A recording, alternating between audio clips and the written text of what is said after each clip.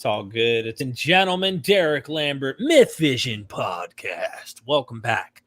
Don't forget, we are MythVision.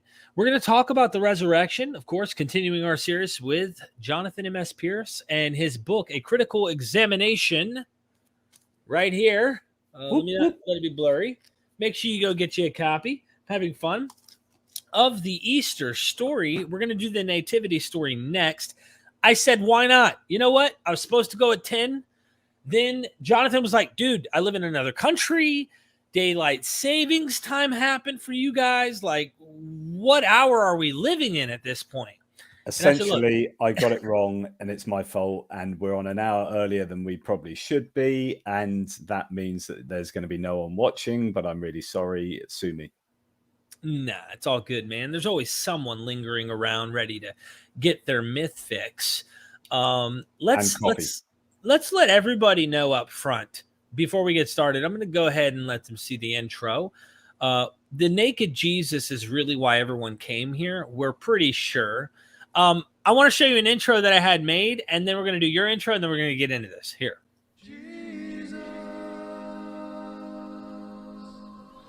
We are MythVision. By the way, they lied about me.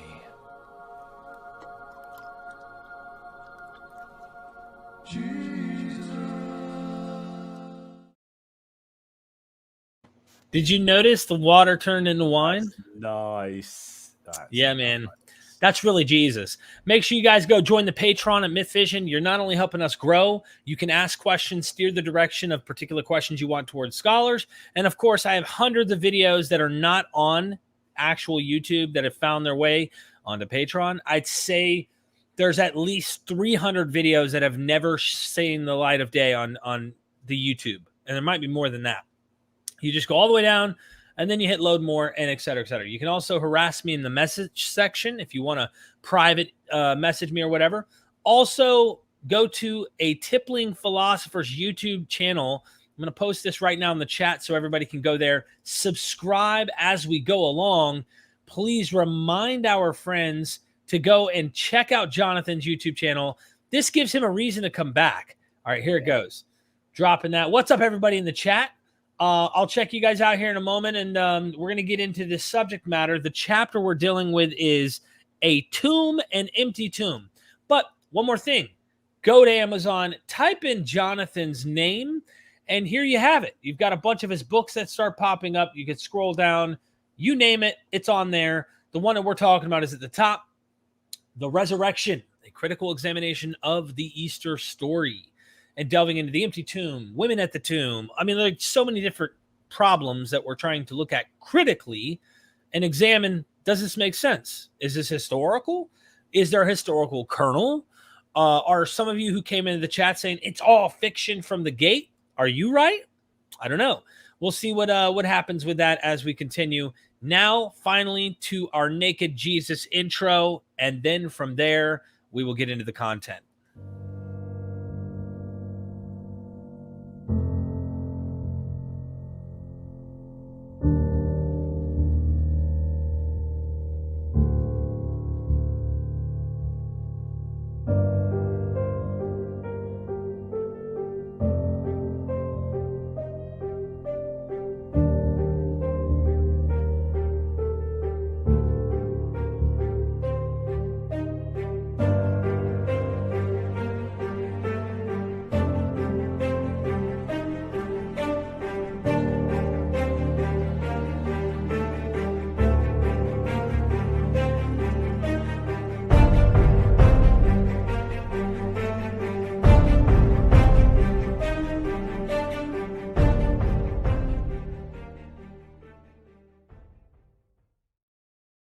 Boom, boom, boom, boom, boom, boom, boom, boom. Do you know of all topics that we've dealt with? Actually, that intro is most relevant for today's one. So really, well, yeah. He's emptying the tomb, isn't he?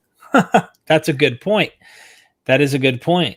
So tell us what is going on with this chapter in particular. And some people might be just now tuning in. They've never watched the series. Some people probably have, or they haven't seen what we've done so far. A tomb, an empty tomb is what you titled it. Yeah, so this is chapter number 15. So we've already done an awful lot of chapters, laying the groundwork, looking at all the claims within the Gospels and Paul concerning the resurrection, the whole Easter story. We've got the arrest, the capture, the trial of Jesus. We've got all the claims about how he was executed. We've got Barabbas being freed, but Jesus not. And then, we come on to the execution and then the burial. And that now we get to, well, what happens after the burial? Now we've looked at all of these different claims, and we have found them to be really, really problematic. And one of the baseline kind of mechanisms that we use, and we talked about this in the very first video, was extraordinary claims require extraordinary evidence. And that is something that I think is pretty much indisputable. And I think once you take that on board and say, well, intuitively, this is something I use every day. If someone at the water cooler tells me a crazy story about jumping off Mount Everest and then flying and then coming to land on their feet, then I'm going to say, well, I'm going to need an absolutely shed load of evidence to support that claim. I'm not going to believe it unless I get that evidence. But if someone at the water cooler said, oh, do you know what? I went shopping yesterday. I'm not going to say, I don't believe you. I need an absolute ton of evidence that you went shopping yesterday.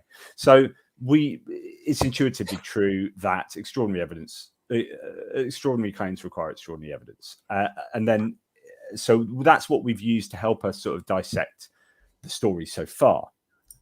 Now we have Jesus having been buried in a tomb, which is itself problematic and almost certainly didn't happen. And that's what we talked about in the last episode also. We talked about Matthew's guards at the tombs, but in the episode before, we talked about how he wouldn't have been buried in a tomb. They had a common criminal graveyard where they would, place the criminals, not give them an honorary burial. Yeah, let alone. We're not 100% sure with Jerusalem, because it was sort of pretty much destroyed after the fall of Jerusalem. But he either would have been buried in a shallow grave, but that's probably unlikely pragmatically, because you'd have to have a massive shallow grave for somewhere like Jerusalem.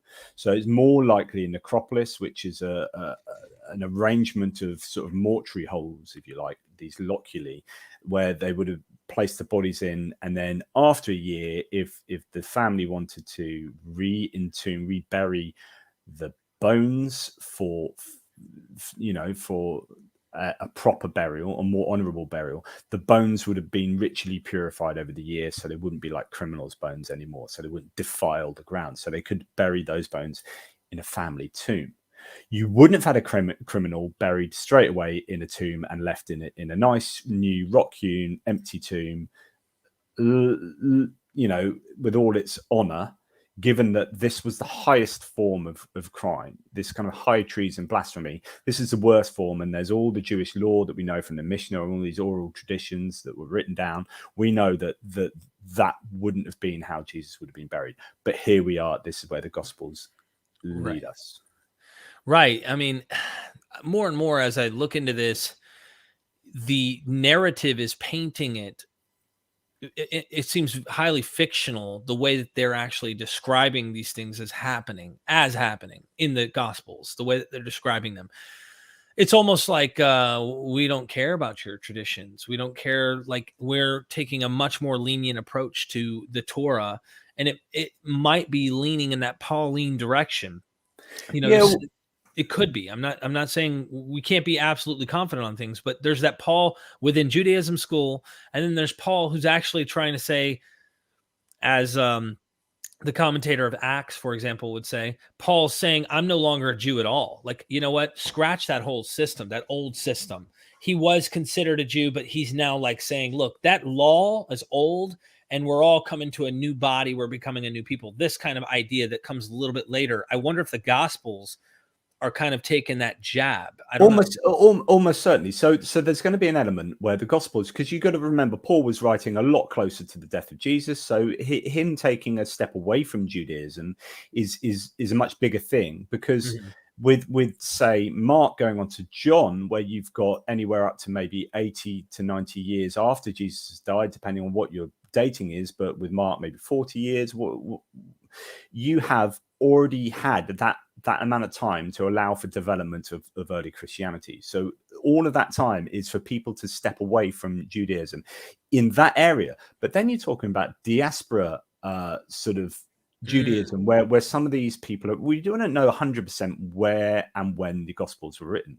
We've got some pretty educated guesses, but they're going to be in communities that aren't necessarily within, say, Jerusalem, which is obviously heavily Jewish, and so everyone's going to know their Jewish law, and everyone's going to be absolutely embedded within Jewish culture. Right. You're in Hellenized Jewish kind of communities who aren't necessary, but you are also within a Christian sect. So imagine you're writing a gospel maybe 50 years after Jesus died in a different country within a different community which isn't wholly Jewish.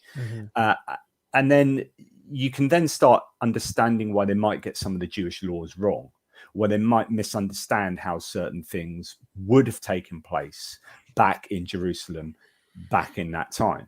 So it's both a step away from Judaism in the way that Paul is saying, I'm going to create a new form of Judaism. This is Christianity. And it's also the idea that here, actually a long time later, here are people who aren't born into a Jewish community, they're born into a Christian community, or they're coming into a Christian community, maybe not from an overtly Jewish background, they're Gentiles or whatever. So there are a whole load of different things going on where you aren't necessarily going to be verifying every claim that's being made or able to verify every claim that's made. So I think it's important to understand the context of. So that would be, I mean, take us into this particular chapter, because when I talked to Delcy Allison Jr., of course, and trying to get different thoughts, he thinks that it's not a large step from he was buried, 1 Corinthians 15, Paul, to, well, he was buried in a tomb. And here's this tomb. You see what I'm saying? Which, of course, that doesn't equate, but he's saying he sees continuity. But in this chapter, you're talking about an empty tomb. We already have all these other pauses that make us kind of hold on. He was buried in an empty tomb. What are you talking about? Like, well, buried in a tomb, by Joseph of Arimathea and whatnot. And then here he is. It's empty. Tell us what goes on in this chapter. Well, Paul's saying he's buried is like, well, whatever. Of course, so I think that's pretty understandable. He could have been buried 10 different ways. Exactly, and of course he's going to be buried. He's a dead body. Unless he's resurrecting there and then in front of everyone, like at the cross, then of course he's going to be buried. So I think it is a big step from he's buried to an empty tomb, because actually there's no precedent for someone being executed for that kind of crime to have a tomb like this. So the question is, what is the empty tomb doing? What's its place in the narrative? Right. We'll come on to this in a later video, but even sort of Bart Ehrman's accepting. There's a really good chapter in The Empty Tomb, which is a great book, Jesus Beyond the Grave, edited by Robert Price and Jeff Lauder. I think it's 2005, but it's a really, really good book, that. And Richard Carrier's got a chapter in there on how he thinks that the resurrection of Jesus was understood by Paul to be more of a spiritual resurrection, where he says it's a transforming body, but the original body of Jesus would remain in its burial place, right?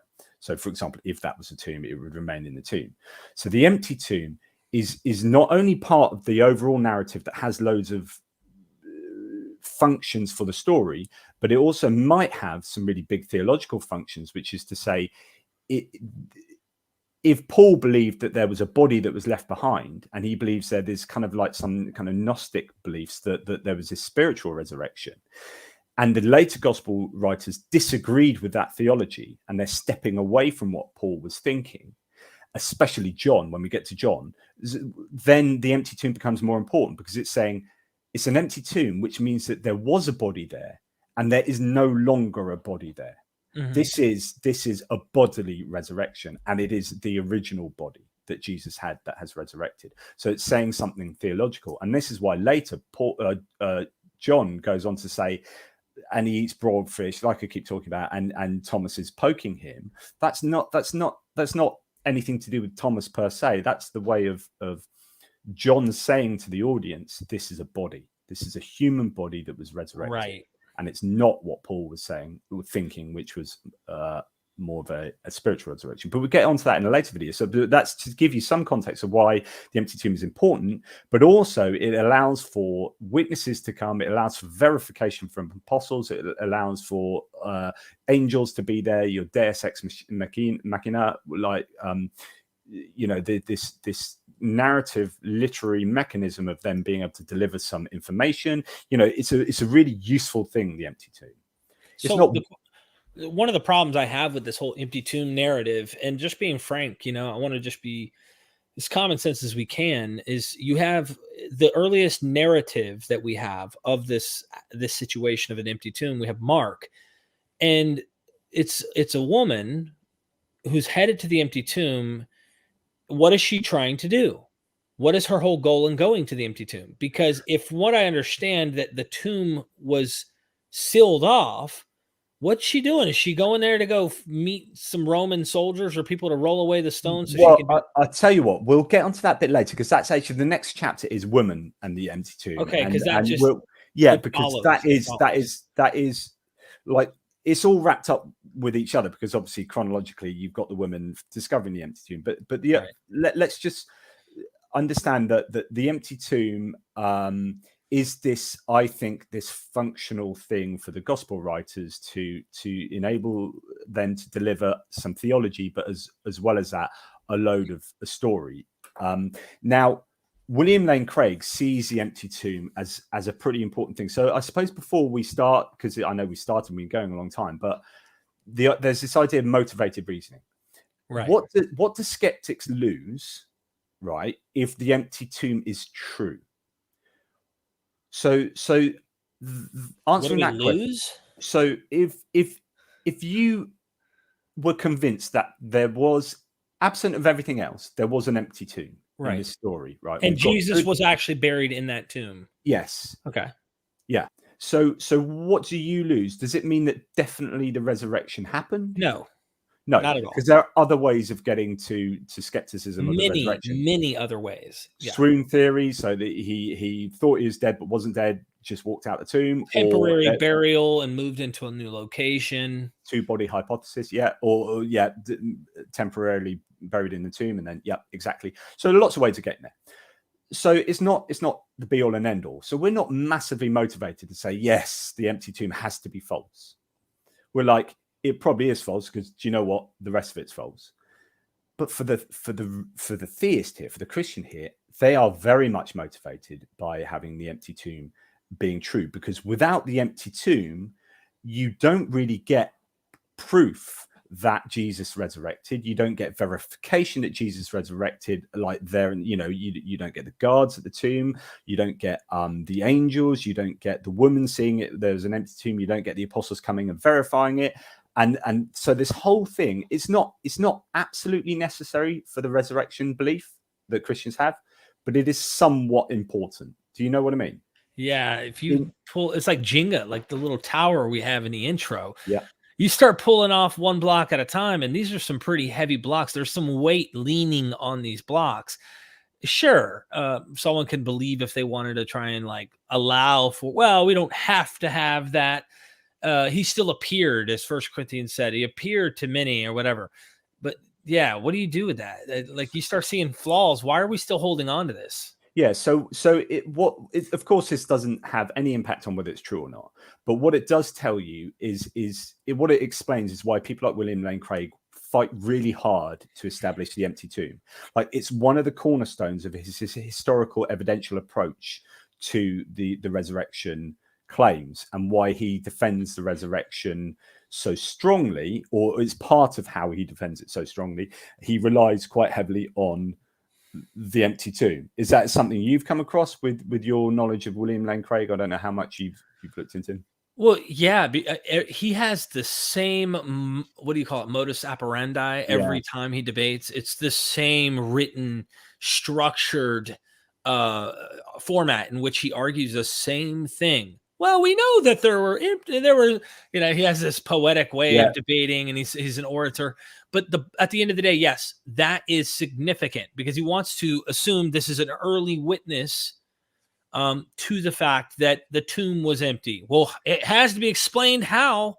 So then the leap to him is people experienced him risen from the dead. What's the logical conclusion, right, to them? Well, he gives 8 reasons that I'm going to quote you that he thinks Please. the empty tomb is really important, and these are in here? why yes. So this is page 193 to 194. So these are the eight reasons he gives. 1, Paul's account suggests the historical authenticity of the empty tomb. Okay, I find that a bit problematic. 2, the existence of the empty tomb text in the pre-Markham Passion narrative supports its historical authenticity. 3, the usage of on the first day of the week rather than on the third day indicates a primitiveness of the oral history. 4, the account is theologically unembellished and non-apologetic.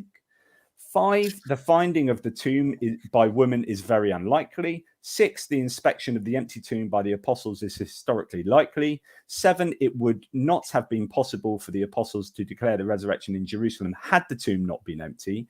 And 8, the Jewish polemic presumes the empty tomb. That Jewish polemic being how we know that the Jews claim that there was a body stolen. Now, they couldn't claim it was stolen if there was no existing idea of there being an empty tomb. Now, I have a problem with literally every single one of those issues that William Lane Craig states there. But part of it is like, do you know what? If the whole story is pretty much false, then the empty tomb's false. It's almost like presupposing this is a rational and a true thing. It's like for me, it's coherent that the empty tomb isn't true because actually that coheres with what we've been doing here in all these videos, which is completely debunking the whole story. And I think the maximum we can probably establish is that Jesus was executed in Jerusalem. And I think as a historicist, I think that's the truth. But I don't think anything else that you read in the Gospels is true particularly, or there might be elements of some kind of bits of narrative that might have some element of truth, but nothing like is presented in the Gospels. Right. I think, like you said, you could chip away at those 8 pieces. Even number 1, Paul's account suggests a historical authenticity of the empty tomb. I don't really understand that leap we were talking about. Right. He just says he was buried. He doesn't say how. He doesn't say where. He doesn't say when. He doesn't even mention women going to it. Right. Which we're going to get into that in the next chapter. But but there's like this. No, that's you already taking your final full understanding of all the Gospels in your mind, all the story, and combining it into Paul's testimony, which is not taking it in chronological order. You're not really looking at the detail and the development. That's the whole point of why there's critical scholarship. Even Dale Allison Jr. Recognized this and said that most of these Christians they haven't hit the Enlightenment. They're not seeing the problem. They're not recognizing there's a reason that there's critical historical, the whole quest for the historical Jesus. There's a reason that that's the case because there's so much legend. And he even admits there's legend in the New Testament Gospels. Yeah. When I asked Apologia's question and, of course, Pine Creek's question. But yeah, it just... So the problem here is that Paul is just very silent about the empty tomb. He says nothing. In fact, we talked about this in a previous episode where this should be perfect source material for Paul convincing the Corinthians, for example, in his letters to the Corinthians, or whoever he's writing to. You'd think he'd be drawing or at least making allusion to an empty tomb because it's part of the I mean, when we look back at the Jesus story, the empty tomb is a massively important part of the story, right? So surely that would be the case for Paul because he knows the same story, right?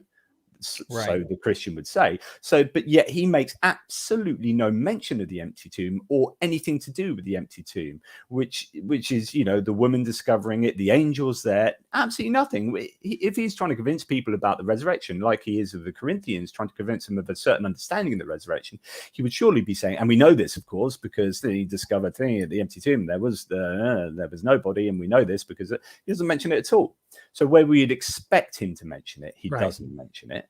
And all we get is just a great silence. So I don't think that the point one for William Lane Craig remotely stands up. How does that defend the authenticity? How does Paul's claims defend the authenticity of the empty tomb?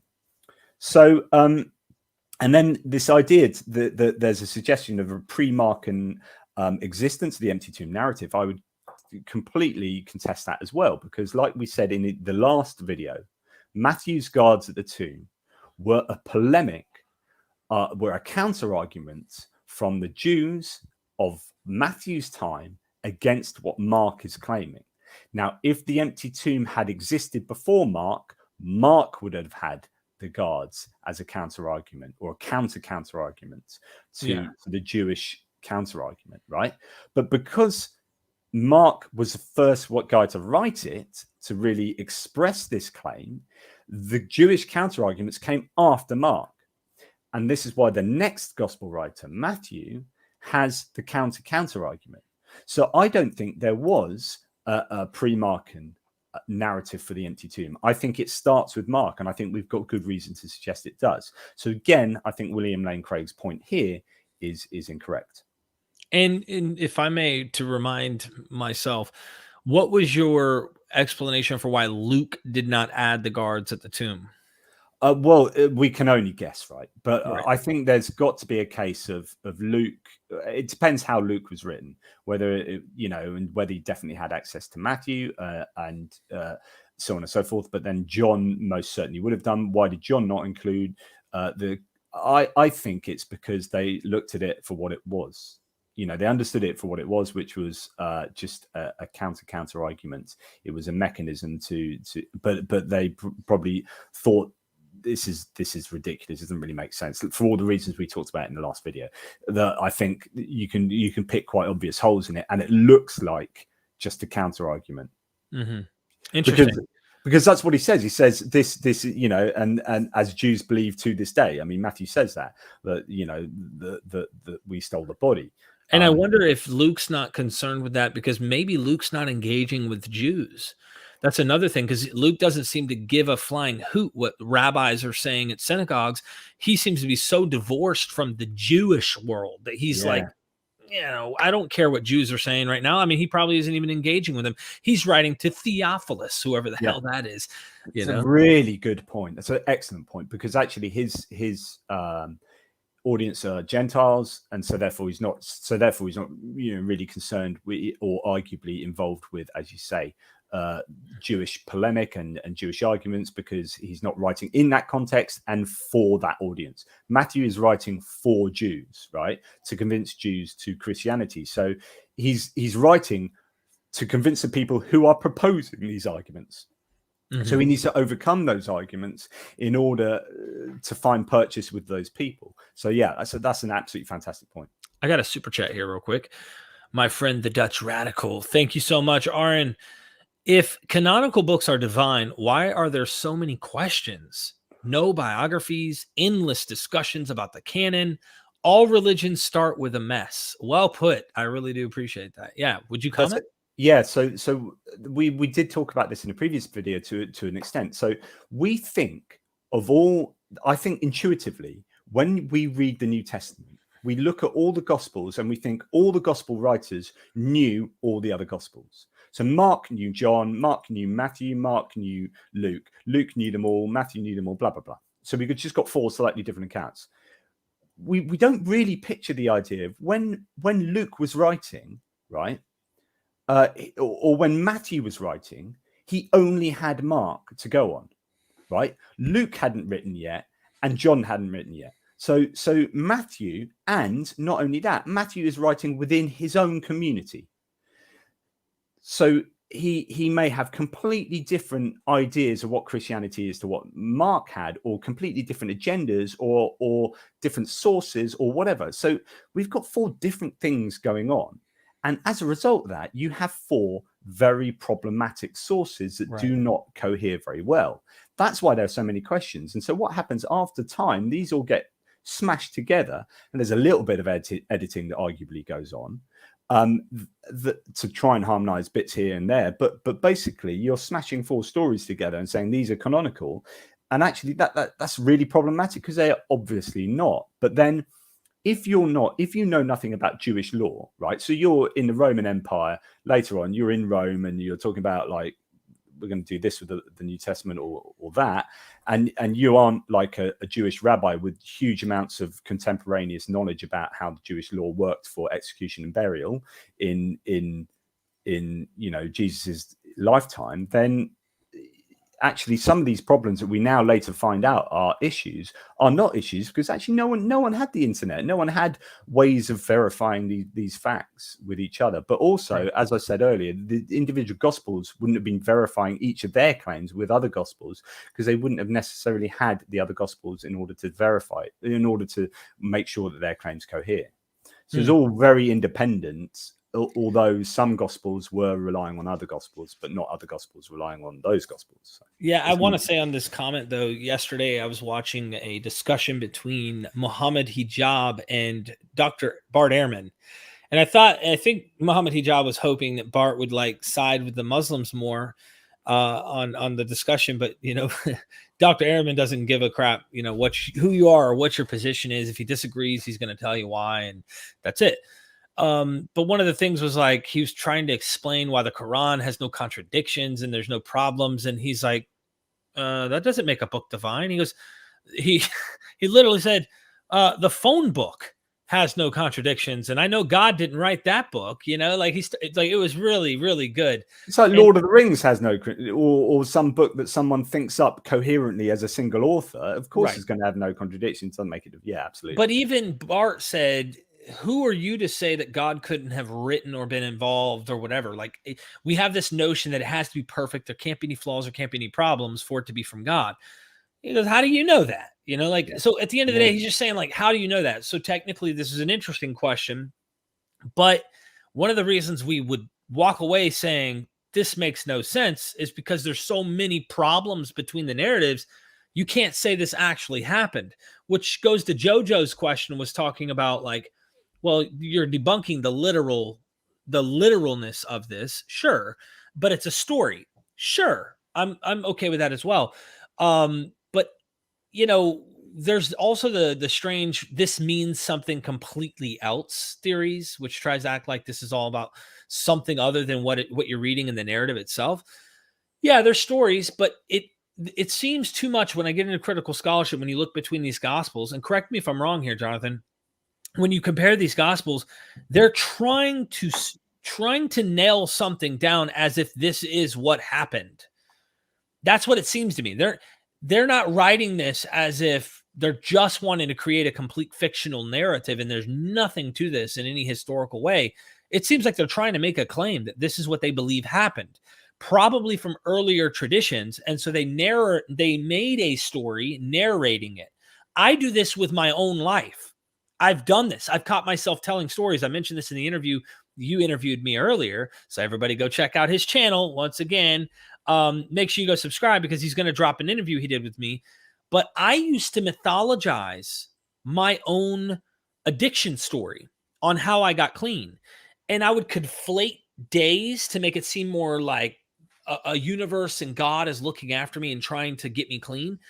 I did this with my own story within months of being clean. So imagine 40 years and someone told you, we believe Jesus rose from the dead, and someone's writing a story. Well, he was buried. Okay, well, he was buried. We have an empty tomb. We have a narrative. We have Greco-Roman stories. We have things that we need our Jesus to have done something better, because we know that he did better or something. I don't know. I would advise everyone to go out and buy my book first, obviously. But if you're going to get another book, so you've mentioned Bart Ehrman. Bart Ehrman's book, Jesus Before the Gospels, is brilliant.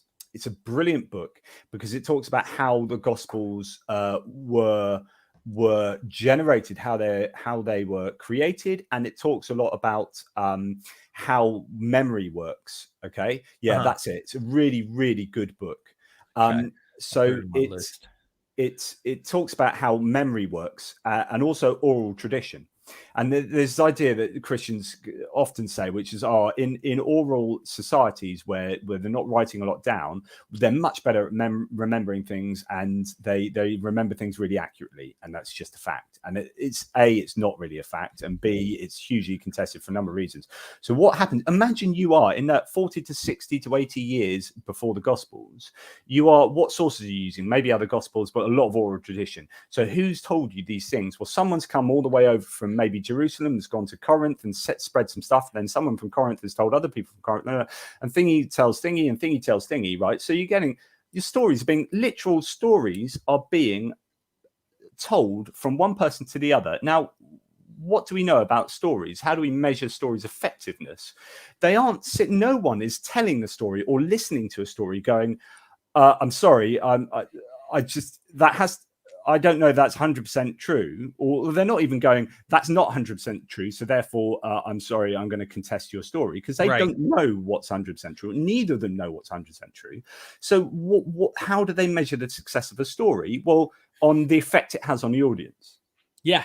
So Papias did this. According to Eusebius, Papias, the church father, was more of a fan of oral testimony than he was of written testimony. So he was more, tell me that story about Jesus. He did what? He grew 300 feet tall. Hold on. Now I'm making that up. I'm just making the point, especially when it comes to Judas. Like, you hear about Judas and his bowels and the worms, and he was twice the size of a wagon, and the land still stinks till this day. Like, people really get sucked into these stories. And you get the non-canonical Gospels that have some pretty incredible stuff. And what happens is you get this arbitrary line of acceptance where you get, right, these 4 Gospels are not bonkers, and these ones are bonkers. So we're going to draw the line here, and we're going to keep these 4 Gospels. It might be to do their 4 winds, it might be to do this and that, but the idea is that they're somehow more respectable and less nonsensical than the other Gospels, or less fanciful than the other Gospels, as if they're not incredibly fanciful. In Matthew, you've got zombies parading around Jerusalem that apparently everyone saw. You've got the veil of the temple being ripped into. You've got earthquakes, and you've got darkness, and you've got resurrection of a God-man spirit, and all this kind of stuff. It's like, that's still completely incredible and extraordinary. And yet you've drawn a line there, and I would have drawn a line before those Gospels. I wouldn't have believed any of them, right? But you are telling stories, and the effect, the success of the story is depending on what your objective is in telling that story, right? Yeah. It's not about the facticity of that story. It's not about, I've got like 12 facts that I need to deliver to this person. This person needs to remember those 12 facts in exactly the way I tell them. No one tells a story like that. Even with like singing, there's lots of research that Ehrman pulls on to do with Slavic poetry and these different kind of oral traditions, and no oral tradition works like that. No oral tradition works in a way of like, we are trying to distill all these like facts into this piece of oral, orality, and then I'm going to deliver that, and you're going to take it on in exactly the same way that I deliver it. It's just, nothing works like that. So the belief that the Gospels could maintain the accuracy over time and then write it down as accurately as when it first happened is just pure fanciful nonsense. Yeah, there are some scholars that do suggest that there's like a kernel of sayings, let's say, that maybe came from Jesus. So they're trying to retain that. And one of those, for example, in Matthew that you were talking about, where he talks about, you will not have gone through all the cities of Israel before the Son of Man comes. Like, the end, they wouldn't even have, the mission to the Gentiles wasn't even going to happen yet, according to this saying. If you read it in Matthew, it's like, where's the mission of the Gentiles and the Son of Man comes? Like, that would have happened after the coming of the Son of Man, based on this idea, because they would only go in the city, the houses of Israel. There was no mission to Gentiles yet. Yeah. So there's people who think not only that, it kind of flops on its face and they say it failed. There's a scholar I interviewed yesterday who says it didn't. He thinks he doesn't think that makes sense. He's like, why would Matthew add in failed prophecy, add in a saying from the Lord that didn't come true? That makes no sense to him. But other scholars across the board think it does make sense that if a saying came from Jesus, that they would probably keep it or give it its own little tweak. So Ehrman talks about gist memories. So what are the gist memories that that we can see from the whole resurrection narrative that we think might be true? And there are elements of like Jesus came into Jerusalem, Jesus annoyed some religious some of the religious authorities, so much so that he was executed and so on and so forth. So there are these basic facts, if you like, that you can glean from the whole narrative. And then there might be these sayings as well. So Jesus, because he must have been quite a charismatic leader, if you're a historicist, that is. So if you believe that he existed, then he has generated this following, as any charismatic leader. I mean, there's nothing unusual, and will say a bunch of things that your followers are going to remember. Otherwise, what's the point in them following you? You've got to have some content that you are delivering, right? Some ideas. So they could well be remembering these sayings, which is why the sayings are important within the construction of the Gospels, and you get these sayings that repetitively come up throughout each of the Gospels and whatnot. So it could be not only that there's some gist events that happened that were true, but also there are some sayings in the Gospels that Jesus said might well be true, right? But other than that, all the fanciful, actual, crazy stuff, clearly not. This is my opinion.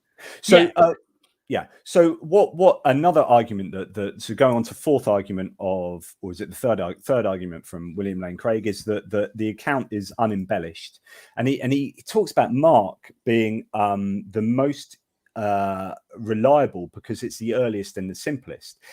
He says that the others, quote, are colored by theological and other developments.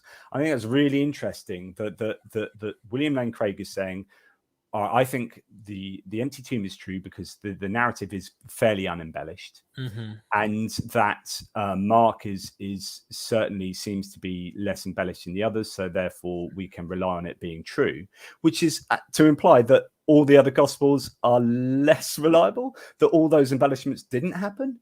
Is this William Lane Craig saying, Mark is definitely true because he's earliest and least embellished. Therefore, all the others are not reliable because they're later and more embellished.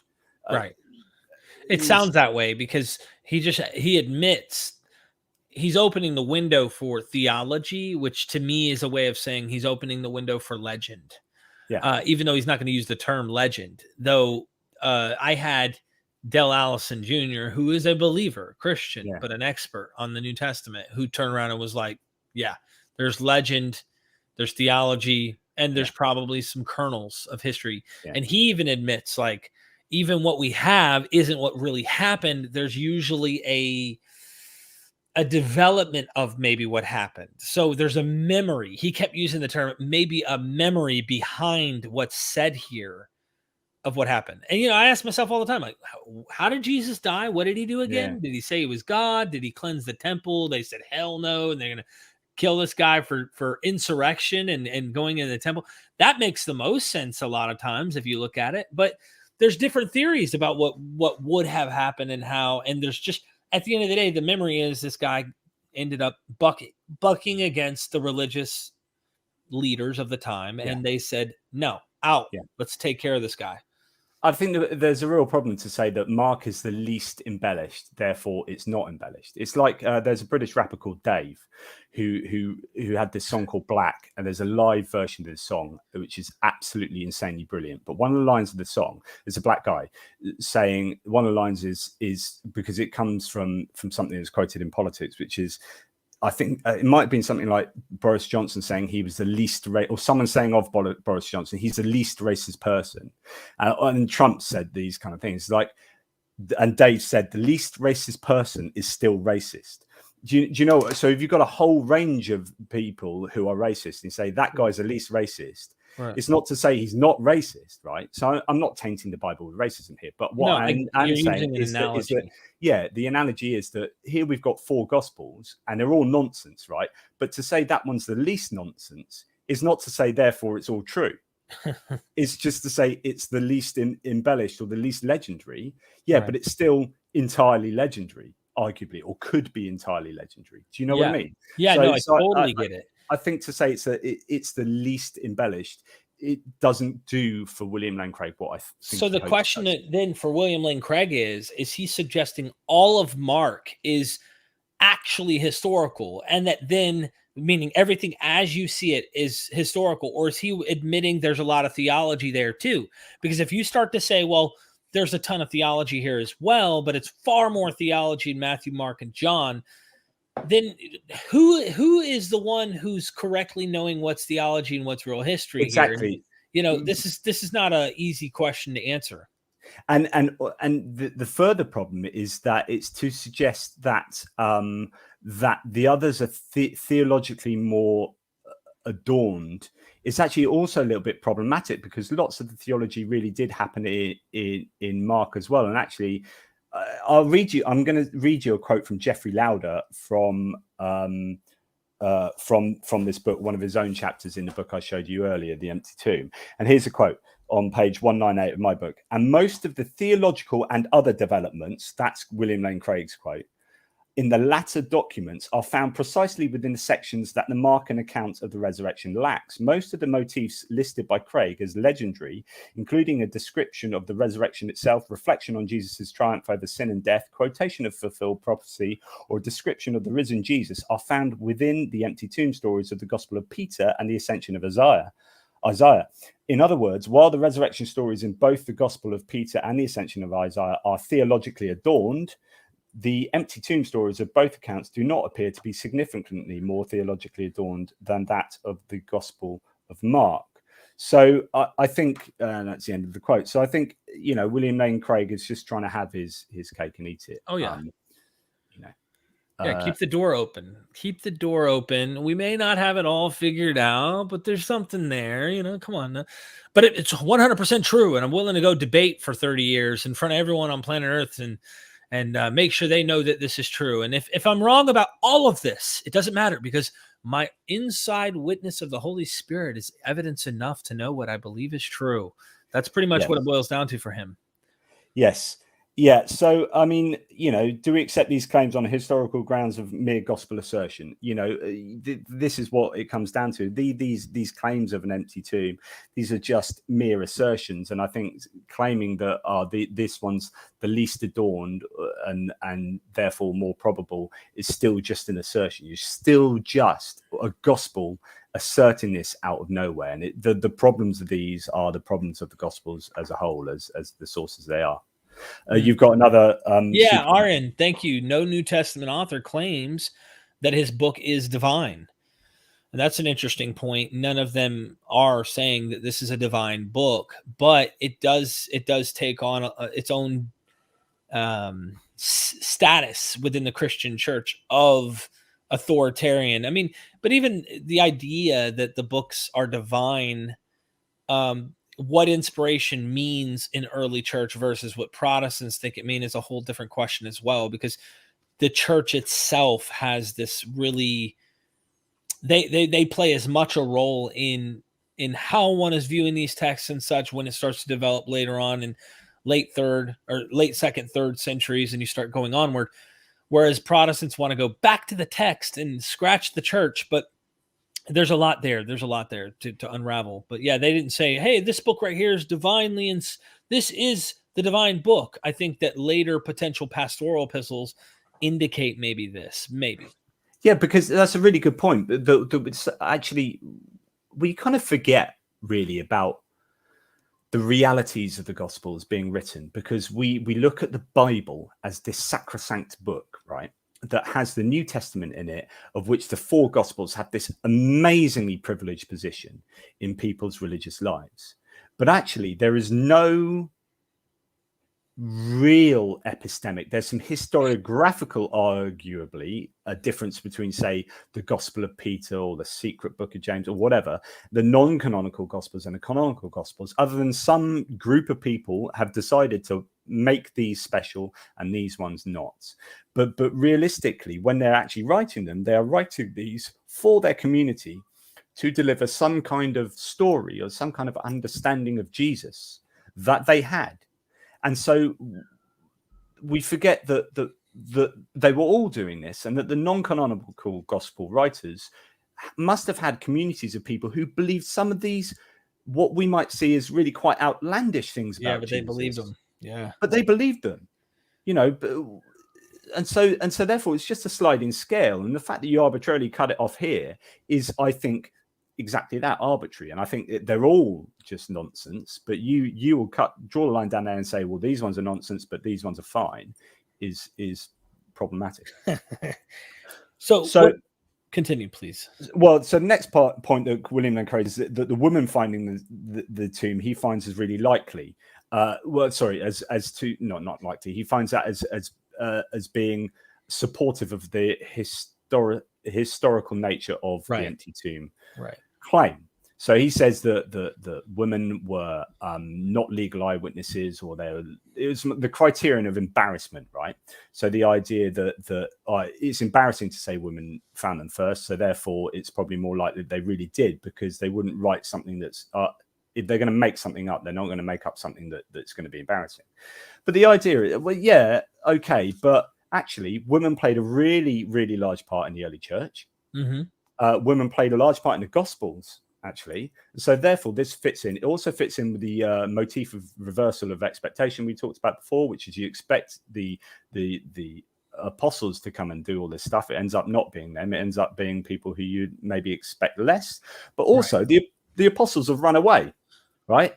So who is going to be left? Well, it's only going to be the woman left. And actually, who does embalm bodies or anoint them usually? It's usually the women who do that. And so therefore, once you start piecing it all together, it's highly likely it's going to be the woman. So I don't think this fits in with that narrative that William Lane Craig is trying to deliver here. That this is the hard part I had when I read Dale Allison's book on the resurrection. He takes a position where he thinks this is a historical kernel.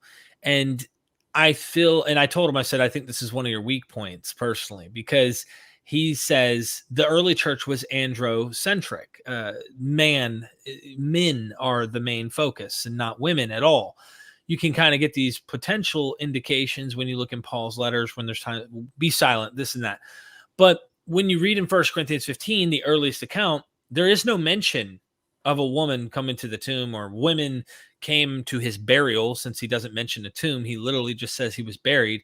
No women show up, nothing.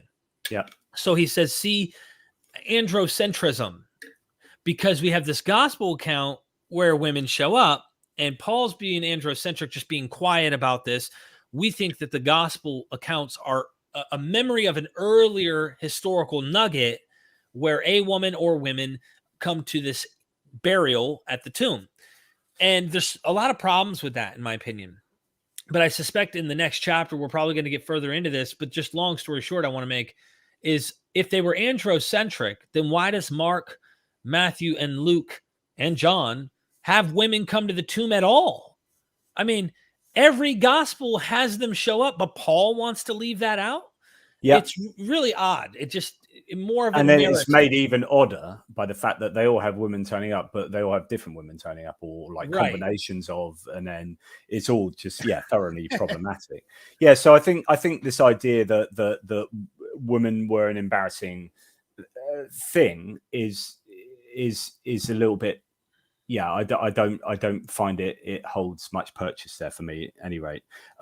So the next one that William Lane Craig talks about is the apostles inspecting the tomb is really likely. So therefore, this shows some kind of historical credibility somehow that because they verified the tomb, then that's great.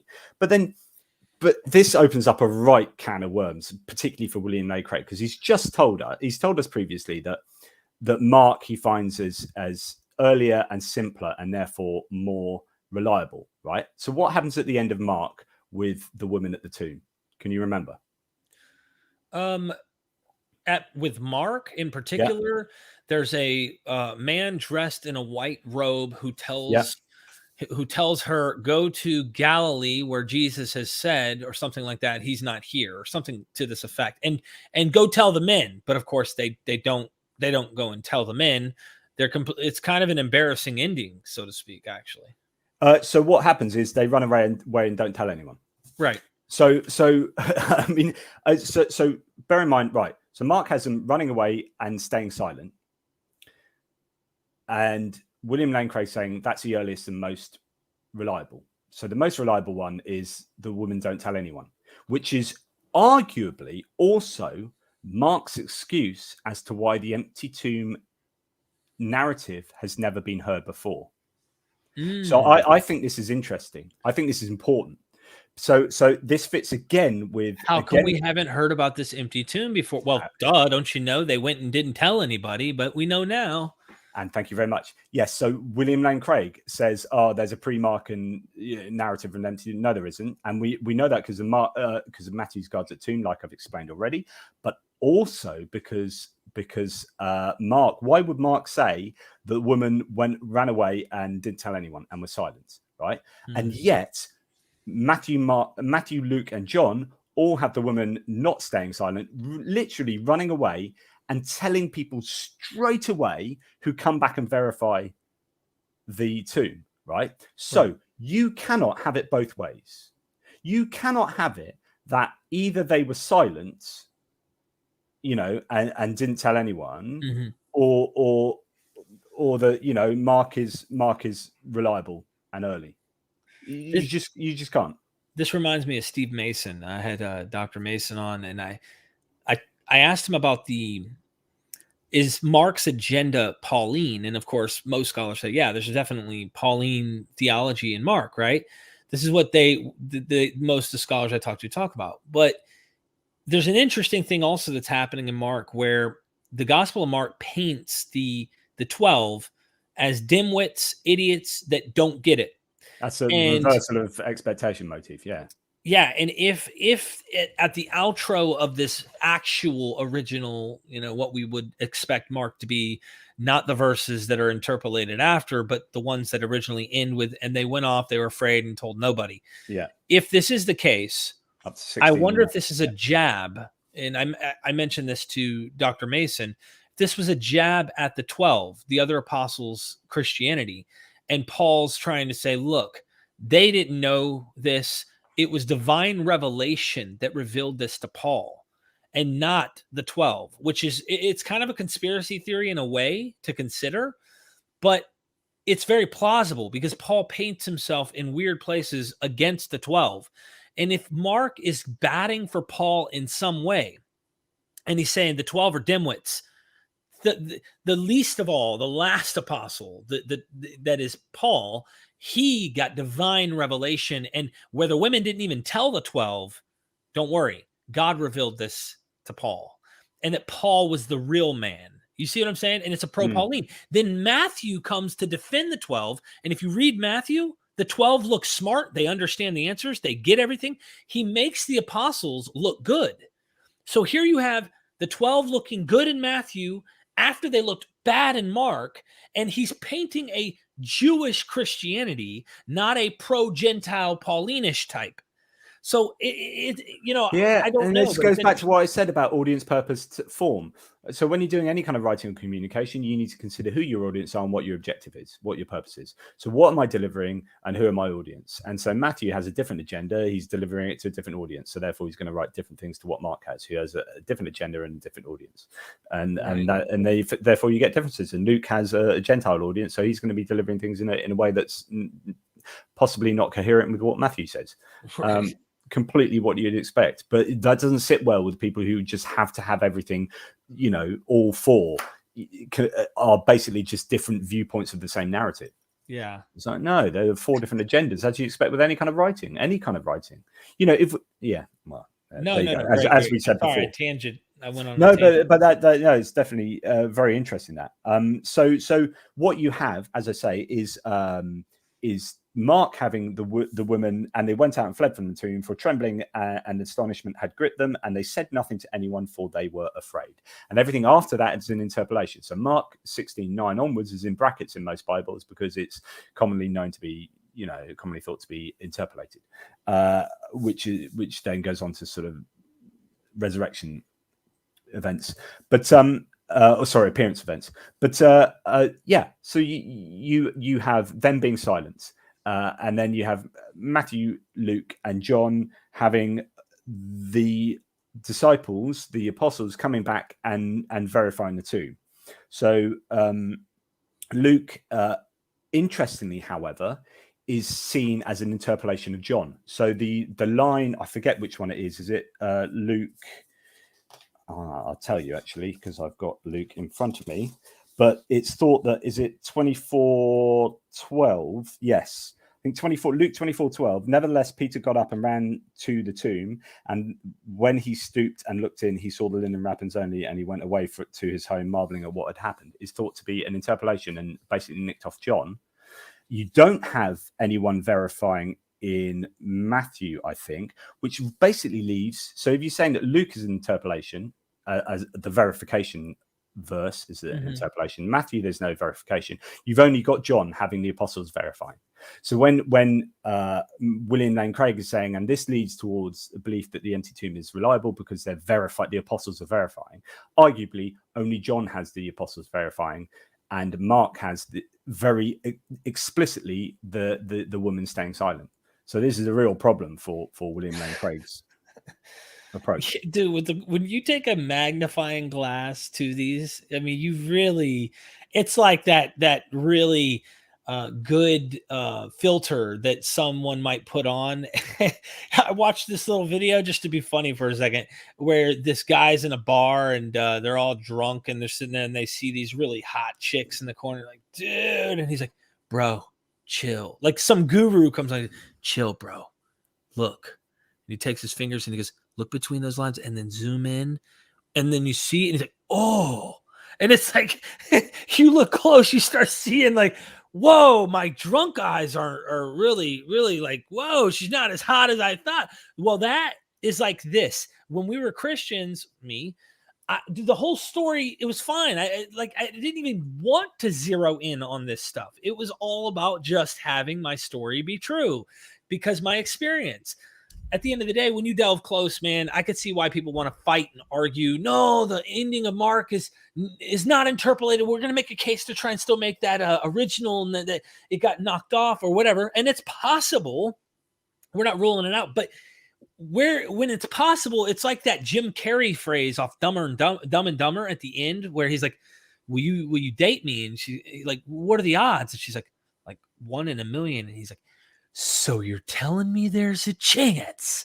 And he's like, that's what I feel. So this is what Richard Carrier coined, this possibility ergo probability fallacy. And it's basically my favorite fallacy, as in it's a fallacy that I pick out most commonly from Christians, which is to say, oh, this could have happened. It might have happened. And then they jump from it's a possibility, therefore it is what happened. So they go from a possibility to they jump almost past probability to a certainty. They go like, oh, it's possibly what happened, therefore it's probably what happened, therefore it is what happened. Right, and they do that with 10 to 12 criteria. Next thing you know, you have a whole house of cards that are solid brick in their eyes, and you're going, what led you there to begin with? Hold on, let's start with the first card that you put to build this house of cards. And they don't ask questions. They don't just go, what I mean is this. I'm not going to say they don't ask questions, but they don't just go, I don't know. They don't just admit and say, look, I can't be confident and certain based on the material we have. I will say my experience. If they admitted that, at least they're being honest and saying, it's really my experience. And when I came to apply this and I prayed and I'm in the social structure of a church or whatever, that would be fair, even if I think that it can be explained, like we talked about when you were interviewing me. At the end of the day, though, that's not what I see. What I see is they act like this is a knockout home run hit. It's evident, and it's not. It's really, really not. And then when you get people like William Lane Craig saying, well, actually, the women were the criterion of embarrassment, so therefore it's more likely to be true because they wouldn't have chosen people who were embarrassing people, women, to testify here. But because of that, this is why the apostles had to come back and verify, right? So, but then we say, well, actually, it looks like only John has the apostles coming back to verify. So you're saying this wasn't important for Mark, so therefore this is completely undoing your own argument. I mean, it's just you can't have it both ways. You've got the the gospel saying different things, and you are saying these gospels that say completely different things are united by this one argument I'm saying, but if they're saying different things, it can't be united by that one argument, because it's not, because that one argument supports either that one or that one. So, jog on. So I think the penultimate argument that I put forward for William Lane Craig was they would not have declared it as empty had it not actually been empty. And he uses kind of the idea that it happened in Jerusalem, and he uses this as historically backing up the truth of the empty tomb claim. And you get this idea that as if well, first of all, the nascent Christian sect was secretive, and even according to Acts, they didn't really start shouting about it till 50 days later, right? So imagine this is actually what happened, that they think Jesus resurrected, then they eventually come around to shouting about it, because Mark tells us the woman was silent straight away. But if you believe John, maybe the apostles came back. But even then, as I said, they didn't shout about it for 50 days. Now, after 50 days, what's going to be happening when someone says, our great leader resurrected and is the Messiah or is God and is resurrected into heaven? As a Jew, after 50 days, how can you prove this or disprove it? You can't. No body is recognizable. No, there's Mishnah, the oral law. There's Jewish law tradition that states that you can't, you can't dig up bones, you can't look at bodies, you can't do this, you can't recognize a body after so long, and X, Y, and Z. So this is completely impractically impossible that you would get the Jewish authorities digging up some bones to verify whether this was Jesus or not, because you wouldn't have been able to tell. Mm-hmm. I mean, you've even got certain quotes within the gospel itself. Some talk about like 4 days, I think it's in Acts or something, that after 4 days, the stench of the body is so much. So 50 days is completely ridiculous. But of course, I mean, the great convenience of all the gospel writers here is that they were writing after the fall of Jerusalem. So none of this is verifiable. So you can't get, they knew that there was no way of checking to see whether the Jewish authorities even did verify it. You could say whatever you like about the whole resurrection narrative, as far as what the Pharisees were doing, or what the high priests were doing, or what the Sanhedrin were doing, or whatever. You can say what you like because no one can verify it, and that's indeed what it looks like. But Jewish midrash shows that after 3 days, a body is too disfigured for the soul to return. So even after 3 days, it's starting to disfigure. So are you going to be able to verify this body is who it supposedly is? And the resurrection, and it's this idea that, according to people like William Lane Craig, so it's got to be true because X, Y, and Z, and the verifiability of everything going on. There's no Jewish sources that show even mention of a resurrection until much later, right? In other words, no one was going around saying Jesus had just been resurrected. So no one would have been able to verify it because no one was talking about it. As I was saying, the Christian sect was secretive, and they were a nascent sect, and therefore the Jewish sources didn't mention it because the Christians weren't mentioning it. Because I doubt even the Christians had an empty tomb narrative for another 40 years. So it's just the whole idea that this plays into the historical reliability, according to William Lane Craig, because it was verifiable, and yet it, this really makes the mind have to work a little. And I say that because when you've been told the story, when you've read the story, and I say the story, notice how I did one. Like I just singular, like this is all one cohesive thing. And you go from Mark, and here you are at Acts, you're already having this picture in your mind that these Christians are standing in front of the Areopagus or the Areopagus, if you will, in Athens, or they're standing before all these people in front of governors and lords and this and that, and they're preaching this message and everyone hears it. So Christians automatically in their apologetics will say, well, the Sanhedrin could have easily came and debunked them out the gate because if they were preaching this message. No, we really don't know the early movement. We don't see them running to rooftops screaming the Christian message out the gate. I don't think that would have been the case, and we have no evidence that that's what they were doing. There's no reason to. And worse still, that it's a bit like the Egyptian scenario I always talk about, which is, you know, all these plagues and terrible things, and still the Egyptians didn't believe, right? And like we talked about with the Matthew's guards of the tomb, you know, they see this resurrection arguably, and they didn't believe. So with the if the Jewish authorities were verifying and seeing that there was no body in the tomb, then they would be going, oh my goodness, maybe they're right. You know, that you'd be seeing like this idea that Christianity could be the real thing, but actually it's just complete silence, and it only pops up sort of 40 to 80 years later in a bunch of gospel accounts. Well, that's the thing, the dating problem. See, that's where Walter, who commented, it's like they never read the New Testament. Trust me, I've read the New Testament, my friend. Here's where you got to do a little bit of work. And I don't know if you're actually willing to do that, because I've seen your comments before. And I'm not trying to be derogatory. I'm just pointing out the facts. When you're reading Acts, if you watched my 4-hour section with Dr. Steve Mason, he went out of his way to prove, like, I mean, he's super humble, but what he said was so convincing that not only does Acts know Josephus, not just Josephus' early wars of the Jews, but antiquities, the whole nine. Like, he knows the 93 AD literature, which means Luke would have been written after 93 AD, which means if Jesus has died in 30, whatever narrative Luke is painting in his text is written at least 50 years or so later, and it's trying to project this narrative. And if you consider what Jonathan's saying, the early church isn't doing what Acts is saying to a T. This is a narrative. This is a story. Then what you have is you have what Christians are arguing for as facts. The early church was saying this out loud. Someone could have debunked them. No, we don't know what the actual early church was doing, especially since Luke Acts got a lot of this material wrong, or he's quoting Josephus on things that, what is the point? Go watch that 4-hour episode with Steve Mason, and you'll walk away going, wow, okay, this is interesting.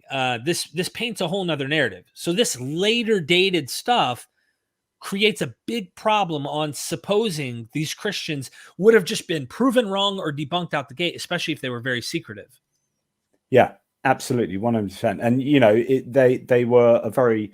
I'm going to read you another Jeff Lauder quote. So Robert L. Wilkin, a Christian historian, points out that, quote, for almost a century, Christianity went unnoticed by most men and women in the Roman Empire. Non-Christians saw the Christian community as a tiny, peculiar, antisocial, religious sect, drawing its adherents from the lower strata of society, close quote. First century Romans had about as much interest in refuting Christian claims as 20th century skeptics had in refuting the misguided claims of the Heaven's Gate cult. They simply didn't care to refute it. As for the Jews, Jewish sources do not even mention the resurrection, much less attempt to refute it. As Martin writes, quote, this hardly suggests that Jewish leaders were actively engaged in attempting to refute the resurrection story, but failing in their efforts, close quote. Mm-hmm. It perfectly sums it all up, which is to say, you know, no one was interested in refuting it because the claims weren't really clearly there in the public sphere, and so therefore to use this idea that it happened in Jerusalem and would have been verified, and therefore this makes it more historically reliable, is absolute nonsense. Hey, did you know that there was a Loch Ness monster and Bigfoot traveling around in Hiroshima, but after the nuclear waste, there's no way to really know. I can't prove it, but it happened. It happened. How convenient. I mean, it's quite convenient, but it's true. Make sure you guys know that. Definitely happened because, you know, it would have been verified by the people at the time. Yeah. I mean, we believe it happened. So why would we believe it happened if it didn't happen? Yeah. So the last one that William Lane Craig says is there's this Jewish polemic, i.e. the Jews claim that the body was stolen as a counter argument. So that counter argument proves that there was an empty tomb, right? Yes, it does. No, sorry. It proves there was a narrative of an empty tomb later written, right? So when were the earliest Jewish sources saying that? Well, we've only got secondhand evidence of this, or tertiary evidence of this. So you've got you know, claims from Justin Martyr, you know, Contra Celsus, and all these claims of Jewish polemicists who unfortunately we don't have the original documents of. So we only have the replies that early Christians had to them. that's a bit of a shame. But these aren't documents that were coming out of, you know, pre-Markan time periods. So all we have is that there was a Jewish polemic in answer to what Mark wrote, and Mark wrote that post 70 CE. So that the fact that Jews are saying, well, the body could have been stolen, is evidence of the fact that Mark made that claim later, not evidence that it actually happened. Right. Yeah.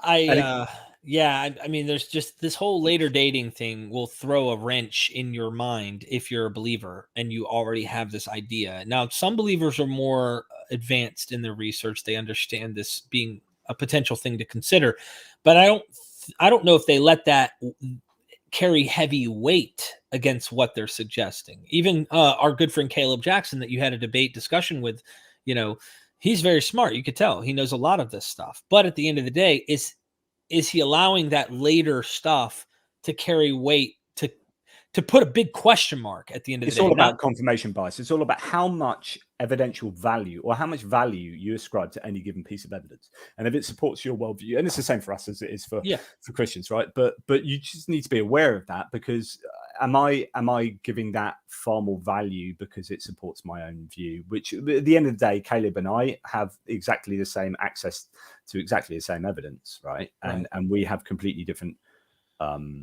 conclusions. So therefore, both of us are ascribing different values to the same bits of evidence. Right. And then when these later books can't even agree with one another, this is the problem. I mean, that should really drop, I think, confidence on trying to have conclusive evidence that this proves anything. It doesn't. I mean, the difference is my evaluation is right and his is wrong. But you know. So as far as so just to draw this to a close, as far as arguments, so that's William Lane Craig's arguments, I think don't hold up, right? So I think the empty tomb is, I don't think you can support the historical veracity of the empty tomb. And this is a problem more for theists, for Christians, than it is for atheists, because the empty tomb is far more necessary for the Christian thesis than a lack of empty tomb is, you know, damning for the skeptic's thesis, right? So right. But there's a couple of other little problems to throw in. So first of all, round discs on a disc-shaped sort of doorway, stone to tombs, were not a thing. They were not a thing until after 70 CE, and even then, I think we've only got 4 disc-shaped stones found out of about 900 tombs, and they belong to the really super wealthy. Was this a really super wealthy tomb? Almost certainly not. It's an empty tomb belonging to Joseph of Arimathea, who was a prominent Sanhedrin member, but it looks unlikely. But also, they weren't around at that time. So, okay, we've got a problem with this stone being rolled away. It's more likely to be a rectangular tombstone. You know what I mean? It's tomb door. The further problem is, if you're a couple of women going to anoint or embalm or whatever it is, and we'll talk about that next time because that's problematic. But if you're going to do whatever you're going to do to this body, and you're going to get to this tomb, and there's a massive stone in the way that you're going to be unable to shift, I mean, what's going on there? I mean, one of them has a real Deus ex machina again, like, oh, they even question how they're going to remove the stone, and then it's removed anyway because the angels have moved it. Oh, how lucky is that? But I mean, this is like, what's going on here? This story doesn't make any sense. They're getting up in the middle of the night really to walk here because it's going to be dark, or it is dark. And again, we'll talk about problems with timing in the next one. But they get there without any way of opening up to do the work they're going to do. I mean, this is kind of really poor forethought. So I think the whole stone issue it doesn't really help matters, because I think it's just another little nugget that shows that the story is incoherent and not historically plausible. Someone did say that the Rolling Stones, this is the first Rolling Stones. I think that you have. And then Walter says, this makes I don't know if Walter thinks about what he says before he says it. I honestly don't, but I'm trying. I'm trying here, Walter. Please bear with me. You need a book for a story to be true. ... Great scholarship happening. I hope you recognize the Prophet Muhammad, and I hope you recognize the Prophet Joseph Smith. They started off with oral tradition, just like Christianity. You really need to consider those prophets as part of your paradigm, because Joseph Smith is true, and the angel Moroni showed him the golden plates. And you really need to repent and come to the Mormon Church, and also convert to Islam. So you need to, since your methodology is that way, you really should expand, that horizon of what you believe, my friend, and start believing in much more than what you already do, because so many of these religions are based off oral tradition, and they're all true. Just remember that. So, yeah.